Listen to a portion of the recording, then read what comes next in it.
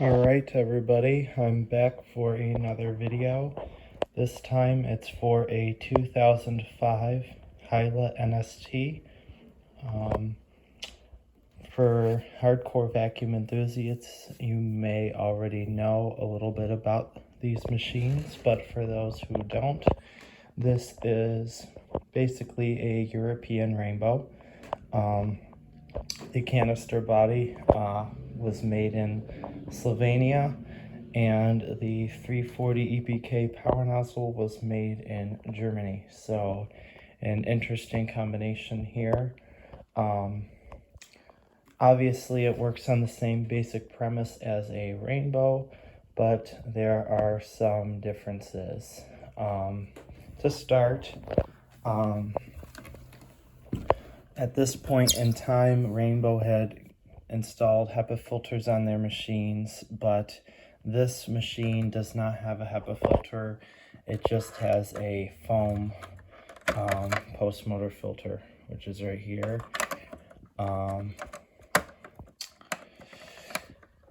Let's see, put that back in there. It does hold a little more water than a Rainbow does, and the baffles shoot the dirt right into the water, as opposed to a Rainbow where it's kind of going over the top. And in one way, I would say that is actually a better design. I think in that regard, they put a little more thought into designing this machine and trying to see how they could make it better than a Rainbow. NST is a model that stands for New Separator Technology. We'll take a look at the separator quick.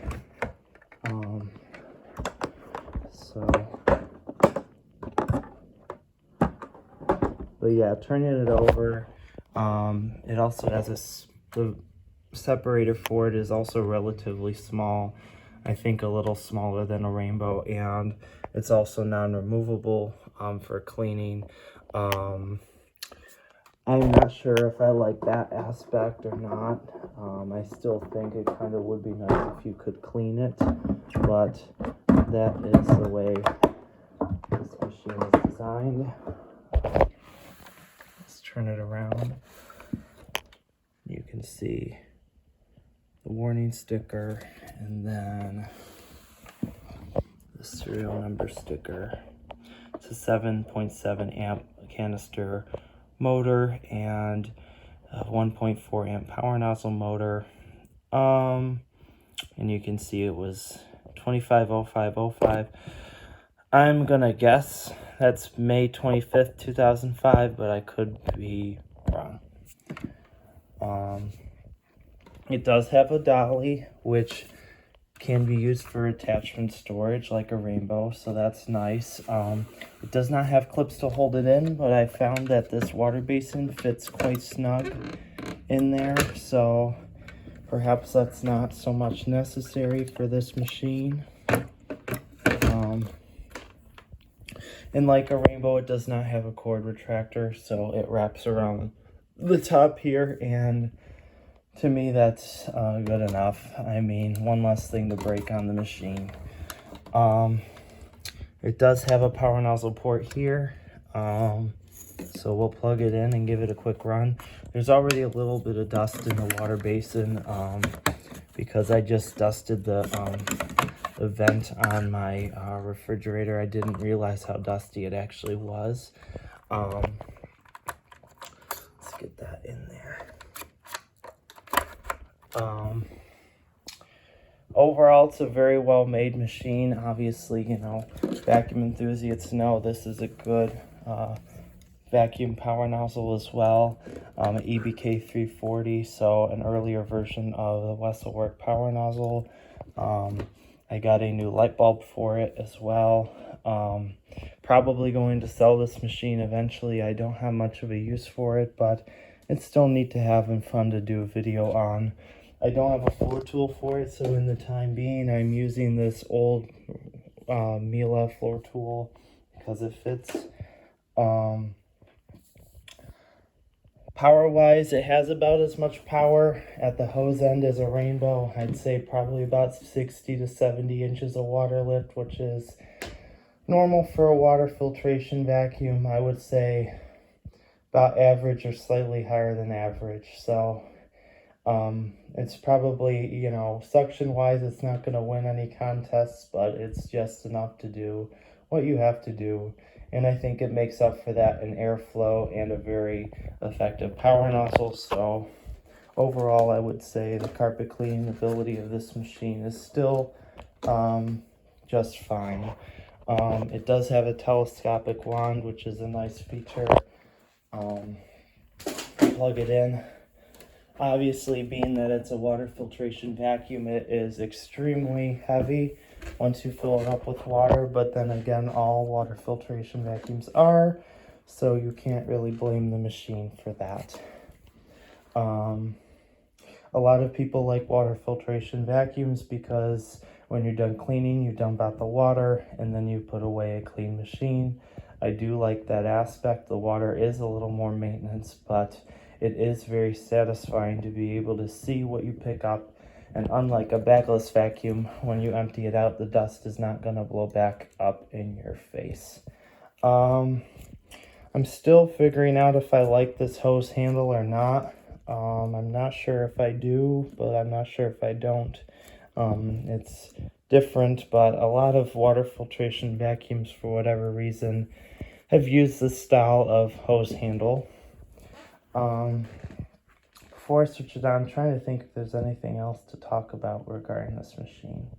Well, I'll switch it on if I think of anything before I end the video. I'll make more comments. We got the power switch right here.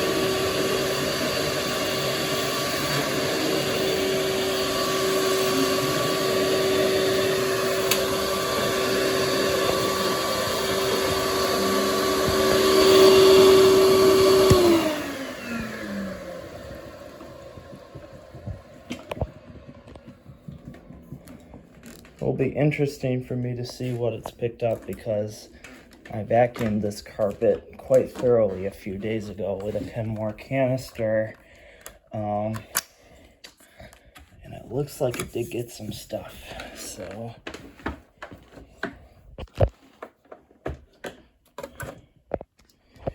yeah, got quite a bit actually. So it looks like my trusty red Kenmore canister left a decent amount of dirt behind. Now that being said, this carpet is very difficult to vacuum, so I feel like this carpet's never going to get completely clean, and in all fairness, dirty water always looks dirtier than it really is because it only takes like a tablespoon of dust to make this water cloudy. So that being said, it still looks like it picked up a decent amount of stuff. So I'm trying to think. Oh, there's the made in Slovenia tag. I think that's kind of interesting. Of all places, a very unusual place to make a vacuum cleaner, but yeah, that is the Hyla NST. It's a kind of an on-ball machine, but overall for a water filtration vacuum, very well thought out machine. I think in many ways it is better than a Rainbow. I think they kind of perfected the water basin design. It's a lot easier to empty and it holds more water. So yeah, that's the Hyla, and I hope you enjoyed the video.